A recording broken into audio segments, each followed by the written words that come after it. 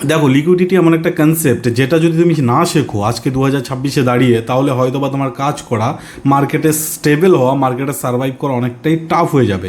তুমি হয়তো একটা ট্রেড নিলে, ট্রেডটা নেওয়ার পর তোমার টার্গেট একটা রয়েছে, এবার তোমার স্টপ লসটা জাস্ট হিট করে দেন আবার টার্গেটের দিকে মার্কেট গিয়ে মুভ করে দিচ্ছে।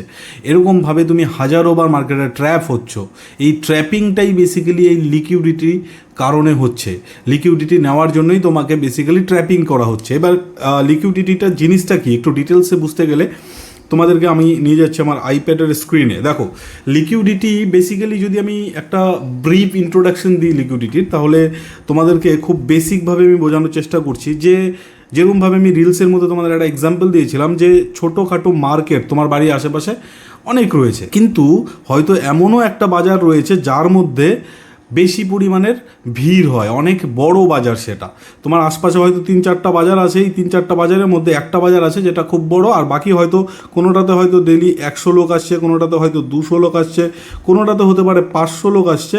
কিন্তু এমন একটা বাজার থাকবে যে বাজারটার মধ্যে হতে পারে যে 5,000 লোকের আনাগোনা হয়, বড় ব্যবসায়ী যারা রয়েছে তারা। একবার তুমি ভাবো যে কোন বাজারটাতে যাবে। এটা বোঝার আগে তোমাকে আরেকটা জিনিস বুঝতে হবে যে বড় যে ব্যবসায়ী আছে, আমি ধরে নিলাম যে একটা বড় ব্যবসায়ী, ওই ব্যবসায়ীটার মূল যেটা একটা প্রবলেম, একটা সমস্যা, সেই জিনিসটা কি? সেটা হচ্ছে যে তার কাছে ক্যাপাসিটি অনেক রয়েছে। সে যদি আলুর ব্যবসা করে, হয়তো বা 1-2 বস্তা, 4 বস্তা, 10 বস্তা, 20 বস্তা আলু কেনার জন্য সে বাজারে আসবে না। হতে পারে সে গাড়ি আলু কিনে বাড়ি ফিরবে। এটাই হচ্ছে ওর টার্গেট। মানে ওর কোয়ান্টিটি চাই বড়, ওর কোয়ান্টিটি চাই অনেক বেশি। কিংবা যদি কেউ বেচতে আসে, সেও হয়তো বা গাড়ির পর গাড়ি নিয়ে বাজারের মধ্যে আসবে, পুরোটা মাল সেই বাজারে ডিস্ট্রিবিউশন করে দিয়ে বেরিয়ে যাবে।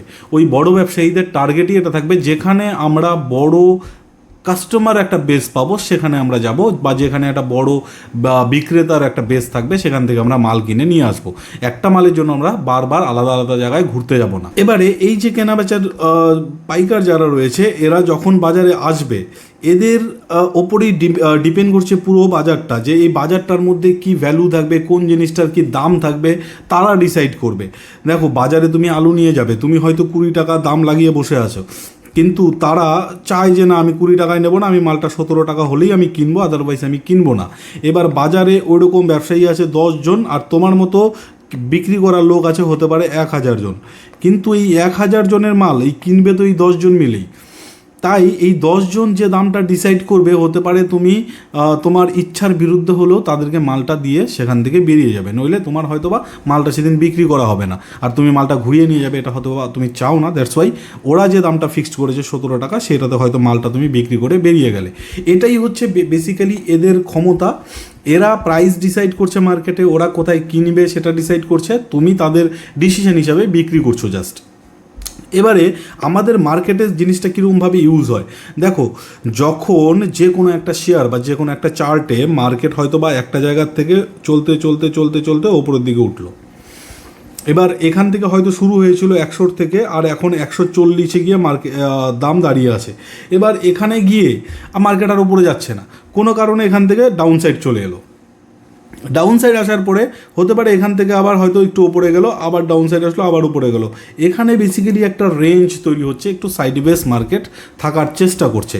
তো এখানে যখন মার্কেট ওপর সাইড গিয়ে এখান থেকে পুল ব্যাক এলো, দেখো প্রত্যেক জায়গায় পুল ব্যাক এসছে। পুল ব্যাক আসার পরে কী করেছে, আবার পরের বার ওপরের দিকে মার্কেট চলে গেছে। এটা কেন গেছে, এটা বোঝার জন্য আমাদেরকে বুঝতে হবে মার্কেট স্ট্রাকচার, সেটা আমরা অন্য কোনো ভিডিওতে ভালো করে ডিটেলসে বুঝে নেব। আপাতত আমরা লিকুইডিটি নিয়ে আলোচনা করছি।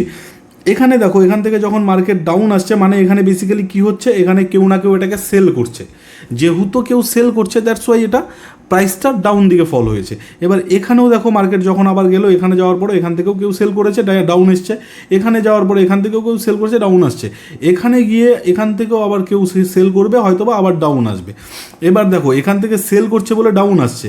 এবার কোথাও না কোথাও এখান থেকে যখন ওপরে যাচ্ছে, তাহলে এই যে লেভেলটা আছে, এই লেভেলটাতে কেউ না কেউ বাইং করছে।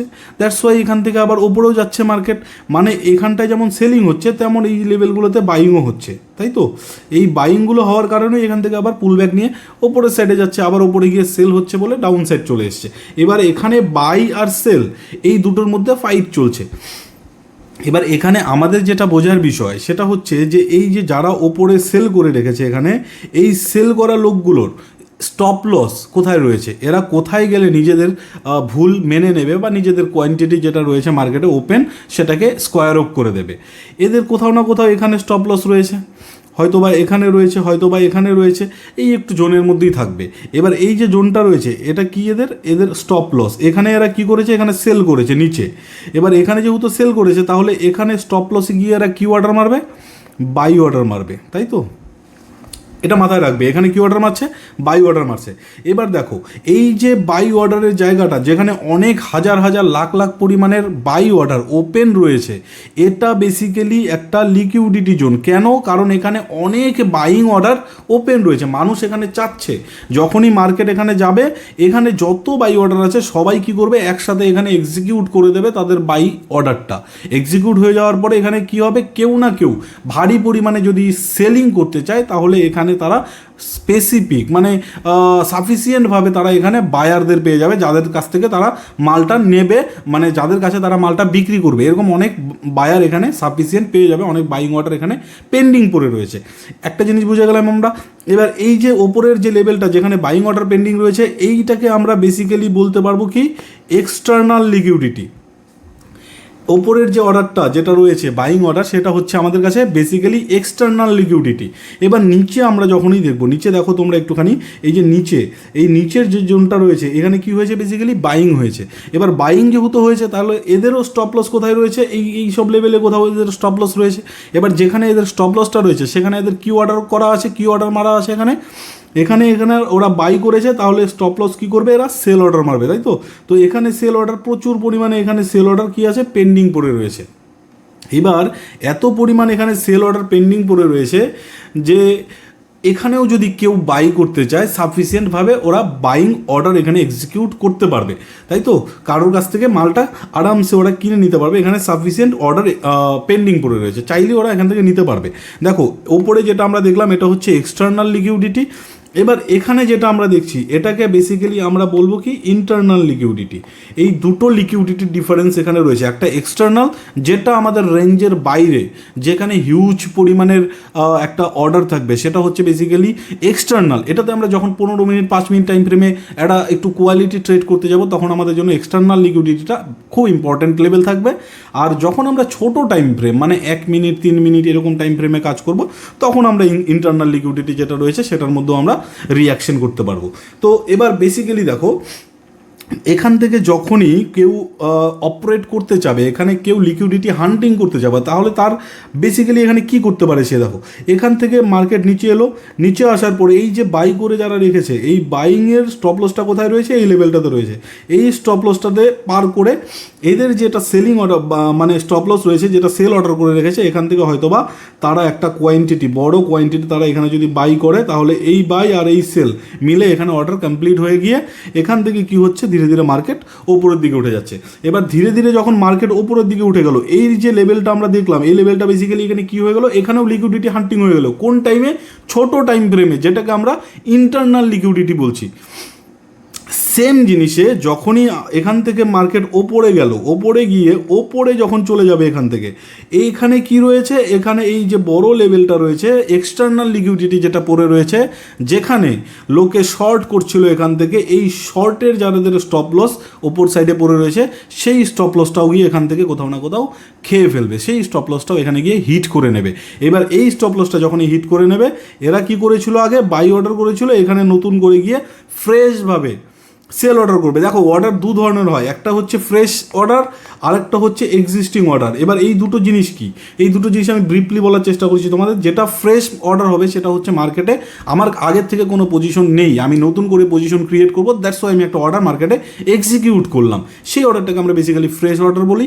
আর যে অর্ডার আমার কাছে অলরেডি আগের থেকে পজিশনে রয়ে গেছে, একটা স্টক বা একটা ইন্ডেক্স বা একটা অপশন বা একটা ফিউচার, এক্সিস্টিং পজিশনটাকে আমি এক্সিট করার জন্য যখন একটা অর্ডার মারবো আমি, সেটাকে স্কোয়ার অফ করার জন্য অর্ডার মারবো। যদি আগে বাই করা থাকে পরে সেল অর্ডার মারবো, যদি আগে সেল করা থাকে পরে আমি এক্সিট করার জন্য বাই অর্ডার মারবো। সেটা হচ্ছে আমাদের এক্সিস্টিং অর্ডার। তো এখান থেকে এক্সিস্টিং অর্ডার যারা আগের থেকে স্টপ লস লাগিয়ে রেখেছে তাদের অর্ডার যেটা বাই আছে সেটা এক্সিস্টিং অর্ডার রয়েছে, আর ফ্রেশ অর্ডার কি মারছে, সেল মারছে। তো দেখো বেসিক্যালি ফ্রেশ যেটা অর্ডার থাকবে সেটার পাওয়ার একটু বেশি থাকবে, কারণ তারা মার্কেটে প্রেশার ক্রিয়েট করবে। আর যারা এক্সিস্টিং অর্ডার মারবে তারা কি করবে, মার্কেট থেকে এক্সিস্টিং যে প্রেশারটা আছে সেটাকে উইথড্র করে নেবে। নতুন করে কিন্তু তারা প্রেশার ক্রিয়েট করছে না, জাস্ট একটা প্রেশার, যে প্রেশারটা হয়তোবা যারা বাইং করে রেখেছিল তারা হয়তোবা ওপর দিকে দিয়ে রেখেছিল, সেই প্রেশারটা জাস্ট উইথড্র করে নেবে। আর যদি কেউ সেলিং করে রাখে তাহলে হয়তো ডাউন সাইডে একটা প্রেশার দিয়ে রেখেছিল, সেই জাস্ট প্রেশারটাকে উইথড্র করে নেবে। সেই উইথড্র প্রেশারটাকে যদি ফ্রেশ অর্ডারে একটু বেশি প্রেশার দিয়ে দেয় তাহলে সেই অর্ডারটা হয়তোবা ওখানে ডিফেন্স করতে পারবে না সেই লেভেলে। দ্যাটস ওয়াই এখানে কী হবে, যখনই সেল অর্ডারটা বাই অর্ডারটাকে গ্র্যাব করবে, করার পরে এখানে তারা যারা ফার্ম রয়েছে, বড় ফার্ম রয়েছে, তারা এখানে নিজেদের পজিশন এক্সিকিউট করলো। এক্সিকিউট করার পরে মার্কেট ধীরে ধীরে ডাউন আসতে শুরু করবে। এখানে হয়তোবা তারা আরও কিছু অর্ডার নিজেদের এক্সিকিউট করতে থাকবে, মার্কেট একটা বড় ফল নিচের সাইডে করে দেখিয়ে দেবে তোমাকে। এটা হলো এক্সটার্নাল যেটা লিকুইডিটি রয়েছে তার পাওয়ার। এখানে কি হয়েছে, এক্সটার্নাল লিকুইডিটি হান্টিং হয়েছে, এখানে কি হয়েছে, ইন্টারনাল লিকুইডিটি হান্টিং হয়েছে। ইন্টারনাল লিকুইডিটি হান্টিং আর এক্সটার্নালের মধ্যে ডিফারেন্স কী রয়েছে, ইন্টারনালে আমরা ছোটো টাইম ফ্রেমে যেমন মানে ট্রেড করতে পারি, হয়তো একটা স্পেসিফিক লেভেল অবধি সেটা রান করতে পারে, আর এক্সটার্নাল একটা বড় লেভেল অবধি, হয়তো বা দেখো এইখান থেকে মুভটা চালু হয়েছিল, এবার এই মুভটা হতে পারে যে এই লেভেলটাও টাচ করে এই নিচের যে এক্সটার্নাল একটা রয়েছে, লিকুইডিটি রয়েছে, এই লিকুইডিটিটাও এখান থেকে হান্ট করে তারপরে হতে পারে এখান থেকে ওপরের সাইডে আবার মুভ করবে। সো এটা হচ্ছে বেসিক্যালি লিকুইডিটির একটা বেসিক কনসেপ্ট। আশা করি তোমাদের এই ভিডিওটার থেকে এটা কনসেপ্টটা ক্লিয়ার হয়েছে। এবার যদি এটাকে আমরা মার্কেটে কী করে কাজ করবো, মার্কেটে কী করে এক্সিকিউশন করবো, কী করে আমরা রিয়েল লাইফ চার্টে মানে লাইভ মার্কেটের চার্টে আমরা কী করে এটাকে ফাইন্ডিং করবো, সার্চ করবো, সেই জিনিসটাকে যদি আরও ডিপলি শিখতে চাও কমেন্ট করো। লিকুইডিটি স্ট্র্যাটেজি আমি সেটার জন্য একটা আলাদা স্পেসিফিক ভিডিও তোমাদের জন্য বানিয়ে দেবো। So see you in next video. Thanks for watching.